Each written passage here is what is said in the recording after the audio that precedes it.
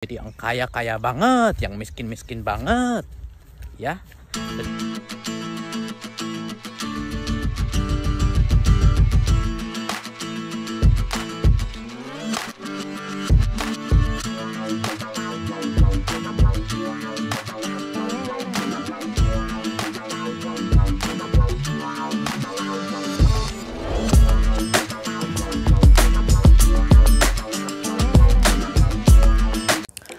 Assalamualaikum warahmatullahi wabarakatuh. Berjumpa kembali dengan Romlia Pratama. Teman-teman sahabatku semuanya, gimana kabar kalian?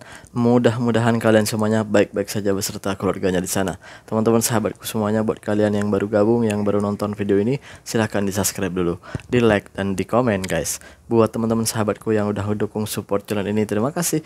Mudah-mudahan kalian semuanya diberikan keberkahan umur, keberkahan rezeki, dimudahkan segala urusannya, baik urusan dunia maupun urusan akhirat. Amin ya rabbal alamin. Teman-teman sahabatku semuanya, ini gua ada video yang perlu kita reaction agaknya guys.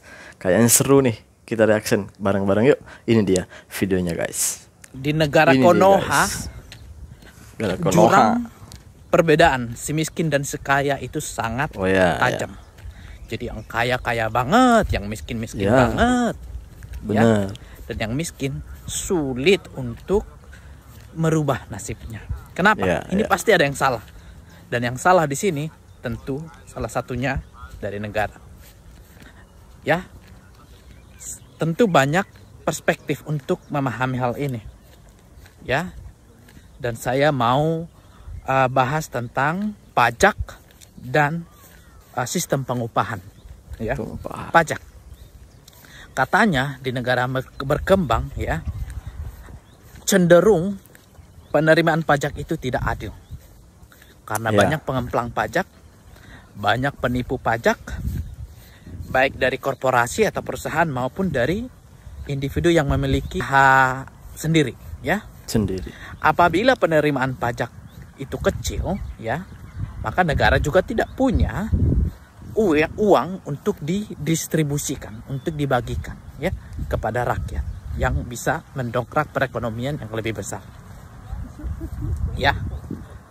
Jadi ya itu karena negara nggak punya duit, jadi dia harus memajak rakyat ya. Sementara di negara maju penerimaan pajak itu secara relatif ya jauh lebih tinggi. Semua dipajak ya. Semua dipajak. Tapi di negara maju distribusi APBN pajak ini ya ke masyarakat itu jauh lebih bertanggung jawab dan transparan. Ya. Bantuan untuk masyarakat. Itu makanya mereka punya sistem yang kuat, kesehatan kuat, pendidikan kuat, transportasi kuat, penelitian kuat, semua kuat. Di negara Konoha semua abu-abu. Ya, tergantung. Itu dari sistem pajak. Kemudian adalah dari sistem pengupahan. Di negara maju, ya, pengupahan itu jauh lebih fair, adil. Kenapa? Lebih adil. Karena buruh punya asosiasi yang kuat.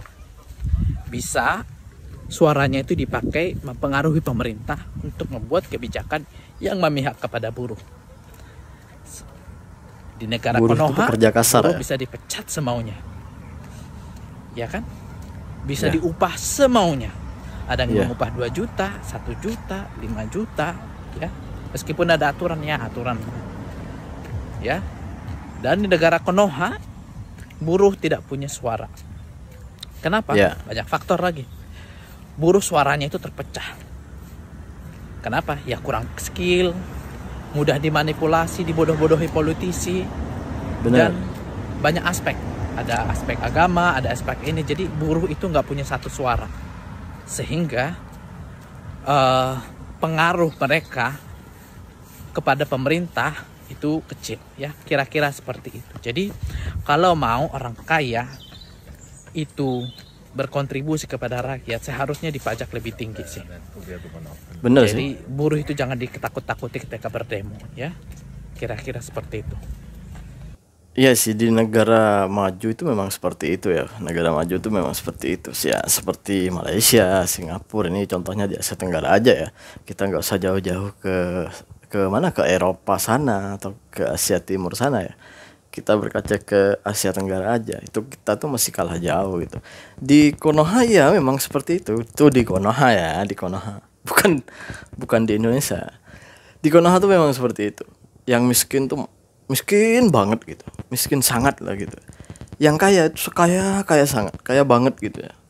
Itu memang seperti itu. Itu memang udah daripada dulunya memang seperti itu, guys. Karena orang-orang kaya di sana itu enak banget gitu. Maksudnya enak itu ya karena pejabat di sana tuh gampang disogok ya. Di Konoha itu gampang disogok gitu. Gampang apa ya, dikasih uang, dikasih contoh mau buat lesen kendaraan gitu tanpa tes, tanpa kita ikut apa ya, ikut aturan yang biasa, tapi bayar terus dapat gitu, bayar lebih gitu ya, dapat lesen gitulah, intinya gitulah. Ini contoh apa ya, contoh kecilnya gitu ya, gitu sebegitu gampangnya gitu. Asal kita punya uang ya kita senang dapat apapun itu.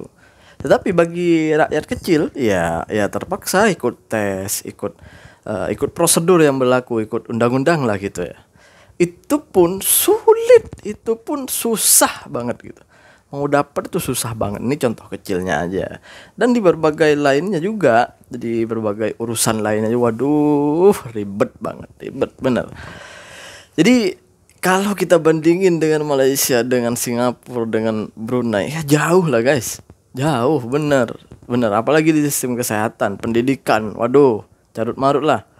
Carut marut. Pendidikan kita nih lagi hancur-hancurnya sekarang gitu.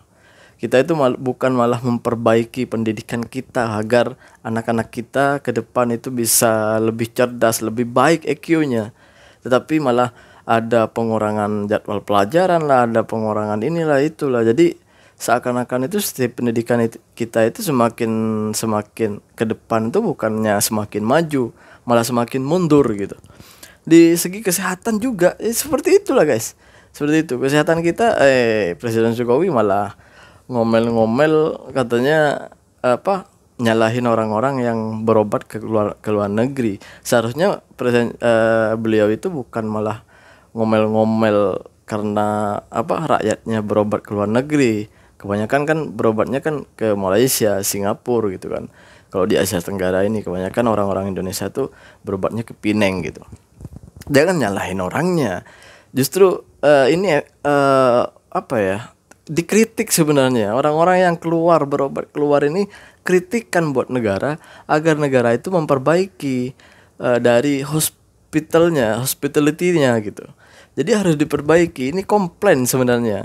Mereka itu sedang berkomplain tapi tidak diucapkan gitu. Tidak diucapkan kepada pemerintah gitu. Seharusnya pemerintah itu membenahi, membetulkan lah gitu, apa yang kurang betul, apa yang kurang baik dibaikkan, dievaluasi itu semuanya agar sistem kesehatan kita dan hospital kita itu, rumah sakit kita itu jauh lebih baik dari sebelumnya gitu. Ini ada yang aneh lagi di Indonesia ini karena kekurangan dokter di spesialis ya dokter lah gitu, kekurangan gitu. Jadi Indonesia ini berencana untuk mendatangkan dokter dari luar negeri, dari luar negara lah gitu ya. Waduh, ini menurut saya pemikiran yang waduh. Gimana sih maksudnya? Kenapa enggak membuat program di mana agar rakyat Indonesia itu mau untuk sekolah dokter? Karena sekolah dokter itu mahal banget. Sedangkan mayoriti dari rakyat Indonesia itu masih menengah ke bawah, artinya itu nggak mampu untuk membayarnya gitu. Kenapa nggak cari solusi di sana? Kenapa harus membawa dokter dari luar dan untuk bekerja di sana? Kenapa tidak mempergunakan manusia yang ada di Konoha tersebut untuk dijadikan dokter-dokter yang berkualitas, dokter-dokter yang mumpuni, yang bagus gitu. Kenapa nggak seperti itu? Kenapa harus bawa dokter dari luar dibawa ke Indonesia untuk memperbaiki citra dari kesehatan kita? Seharusnya kan bukan gitu caranya gitu. Udahlah di sana banyak pengangguran, di Konoha itu banyak pengangguran, ditambah lagi orang-orang yang datang menjadi dokter di sana. Kan gimana ceritanya coba? seandainya university kedokteran tuh dibuat murah atau selayaknya kita ini sekiranya mampu gitu, rakyat-rakyat kecil itu mampu untuk menjadi dokter gitu. Saya yakin manusia-manusia yang ada, yang 200 juta lebih yang ada di Indonesia itu, nggak mungkin orang-orang itu akan membiarkan kesempatan ini untuk bersekolah dan menjadi dokter. Kan begitu logikanya. Kalau kita kekurangan dokter, kekurangan tenaga medis, lalu mengambil pekerja dari luar, kan upahnya pun lebih mahal. Nggak mungkin dong ya, nggak mungkin. Oke, contoh sekarang Malaysia. Di Malaysia gajinya, contohnya misalnya seandainya ini, contohnya gaji dokter di sini 10.000 ringgit. Uang sana kan harusnya kan orang sini kan merantau ke sana, ya harus 40 juta lebih dong. Intinya kan lebih mahal dari dokter di Indonesia. Kan pemikirannya di mana gitu. Daripada kita gaji mahal-mahal dokter yang dari luar, kenapa kita tidak membuat orang-orang kita yang menjadi dokter gitu. Orang-orang kita yang menjadi dokter, di mana anak-anak yang tidak mampu membayarnya tapi punya cita-cita untuk menjadi dokter, sekolahin agar menjadi dokter, agar menutup kekurangan dari dokter kita gitu. Kan itu jauh lebih bagus daripada harus membuang uang untuk menggaji dokter-dokter yang dari luar. Kan jauh lebih mahal gitu.